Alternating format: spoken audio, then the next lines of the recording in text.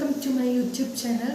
അപ്പോൾ ഇന്നത്തെ നമ്മുടെ ഗസ്റ്റ് എൻ്റെ പ്രിയപ്പെട്ട സഹോദരിയാണ് സിയ. അപ്പോൾ അവൾ കുറച്ചൊക്കെ റീൽസൊക്കെ എടുക്കുന്ന ഒരു നല്ല അടിപൊളി കുട്ടിയാണ്. പിന്നെ ഹൈദരാബാദിൽ വെച്ച് മിസ് ഗോർജിയസ് 2023 ടൈറ്റിൽ വിന്നറും കൂടിയാണ് ഈ സിയ എന്ന് പറയുന്നത് എൻ്റെ പ്രിയപ്പെട്ട സഹോദരി. അപ്പോൾ നമുക്ക് അവളെ വിളിക്കാം. ഓക്കെ, അതാ നമുക്ക് സിയനെ വിളിക്കാം. അപ്പോൾ നിങ്ങളുടെ മോഡല് അനുഭവങ്ങളും എന്തൊക്കെയായ മൊമെന്റ്സും ഹാപ്പി മൊമെന്റ്സും ഒക്കെ പറയും. ഹാപ്പി മൊമെന്റ്സ് കുറേ ഉണ്ടായിട്ടുണ്ട്. അനുഭവം എന്ന് പറയാൻ അങ്ങനെയൊന്നുമില്ല. ഞാൻ ഫസ്റ്റ് ടൈമാണ് ഒരു ഷോയിൽ പങ്കെടുക്കുന്നത്. അപ്പോൾ അത് ഹൈദരാബാദ് വെച്ചിട്ടായിരുന്നു.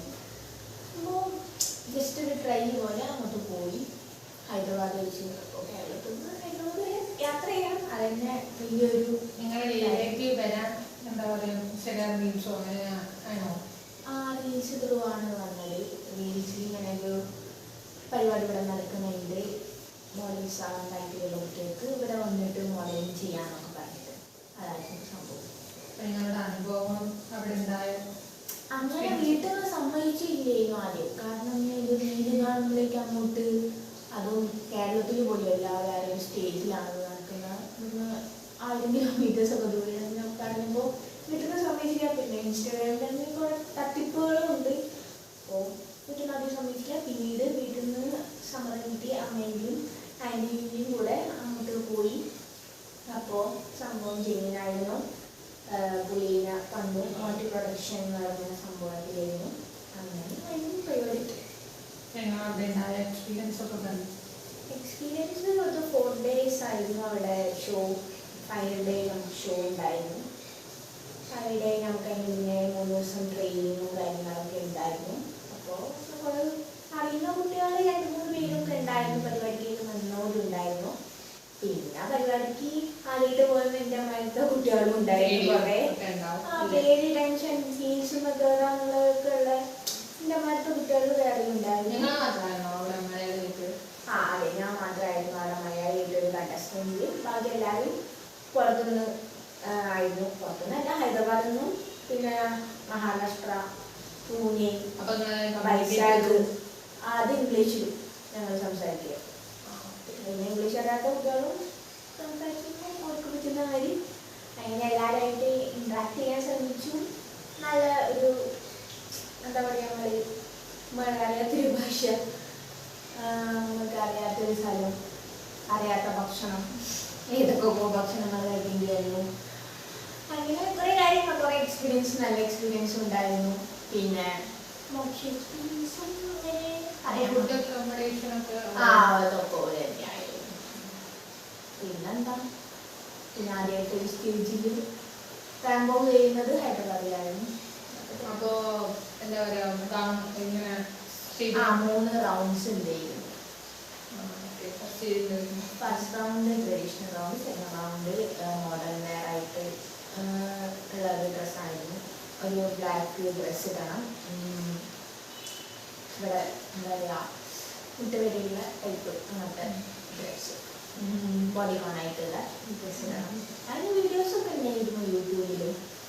വീഡിയോസൊക്കെ യൂട്യൂബിൽ ഇട്ടുണ്ടായിരുന്നു. പിന്നെ ഇനിയും നിങ്ങളെ എറണാകുളം എന്തോ ഫോട്ടോഷൂട്ട് ഇത് കഴിഞ്ഞപ്പോൾ പോയിട്ടുണ്ടെന്ന് കേട്ടിരുന്നു. അങ്ങനെയൊന്നുമില്ല, ജസ്റ്റ് ഇങ്ങനെ ഇൻസ്റ്റയിൽ വലിയ എൻക്വയറി വന്നപ്പോൾ ഇൻസ്റ്റാഗ്രാമിൽ റീൽസിലൊക്കെ പോസ്റ്റ് ചെയ്തിട്ടുണ്ടായിരുന്നു. ജസ്റ്റ് ഇൻസ്റ്റയിൽ വന്നാൽ പെയ്ഡായിട്ട് ചെയ്യുമെന്ന് ചോദിച്ചു. അപ്പം അങ്ങനെ ഒരു ഫോട്ടോഷൂട്ട് അത്രയേ ഉള്ളൂ. അപ്പോൾ ഈ കോച്ച് ഉണ്ടോ ഇങ്ങനെ? ഞങ്ങൾക്ക് കോച്ച് ഉണ്ടായിരുന്നു. കോച്ച് അതിൻ്റെ സാറായിരുന്നു. പിന്നെ ഒരു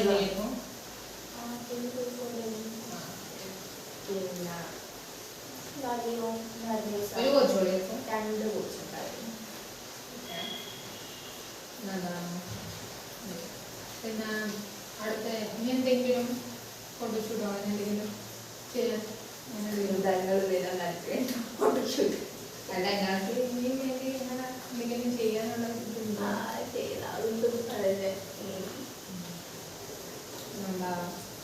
എന്താ പിന്നെ ഒന്നും നിങ്ങൾക്ക് സുഖമായിട്ട് പിന്നെ നിങ്ങളെ ഇത് എന്താ പറയുക എന്തെങ്കിലും മെമ്മറബിൾ മൊമെന്റ്സോ ഹാപ്പി മൊമെന്റ്സ് അങ്ങനെ എന്തെങ്കിലും പറയുമോ? അതെല്ലാം കുറെ നേരമായിട്ട് ഷെയർ ചെയ്യുന്ന അതെല്ലാം പെയിൻഫുൾ ആയിട്ട് ഹാപ്പി മൊമെന്റ്സ് അങ്ങനെ പെയിൻഫുൾ ആയിട്ട് ഇപ്പൊ എന്താ ഫസ്റ്റ് ടൈം ഞാൻ അവിടെ ഇത് പോയപ്പോ ഭയങ്കര ചിത്ര വർച്ചിനും കാര്യങ്ങളൊക്കെ ഉണ്ടായിരുന്നു. ഞാൻ ശരിയായിട്ട് ചെയ്യാനായിട്ട് നടക്കാനായിട്ടൊക്കെ അതൊക്കെ തന്നെ അത്രയും പേരും അത്രയും പേർക്ക് വന്നപ്പോഴത്തേക്കാൻ വേണ്ടി വന്നോന്നുള്ള അങ്ങനത്തെ ഒക്കെ തോന്നലുണ്ടായിരുന്നു. അത്രയൊക്കെ തന്നെ. അപ്പൊ നിങ്ങൾക്ക് രാത്രി ഞാൻ ഇറങ്ങാൻ പറ്റിയിരുന്നു അവിടെ എത്തിയപ്പോ?